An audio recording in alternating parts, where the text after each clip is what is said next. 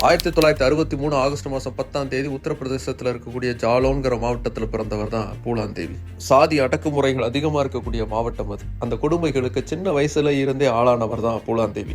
வறுமையின் பிடியில் இருந்ததோடு உயர் சாதின்னு சொல்லிக்கிட்டவங்க செஞ்ச டார்ச்சரை எல்லாம் தாங்கிக்கிட்டு இருந்தாங்க பூலான் தேவி. 11 வயசுல அவருக்கு திருமணம் நடந்துச்சு. அந்த திருமண வாழ்க்கையும் அவருக்கு சந்தோஷமானதா இல்லை. அப்படி ஒரு சூழல்ல ஒரு நாள் அவரை கூட்டு பாலியல் வன்புணர்வு செஞ்சாங்க உயர் சாதியினர்.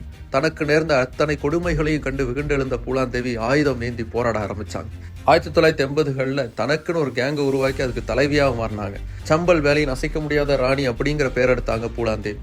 தனக்கு கொடுமைகள் இழைத்த, தன்னை எதிர்த்த உயர் சாதியினரையும் மற்றவர்களையும் தேடி தேடி கொலை செஞ்சாங்க பூலான் தேவி. அதுக்கப்புறம் 1983 தான் செஞ்ச குற்றங்களுக்காக சரண்டர் ஆகி 11 வருடங்கள் ஜெயில இருந்து வெளியில வந்து பாராளுமன்ற உறுப்பினராகவே மாறினாங்க பூலான் தேவி.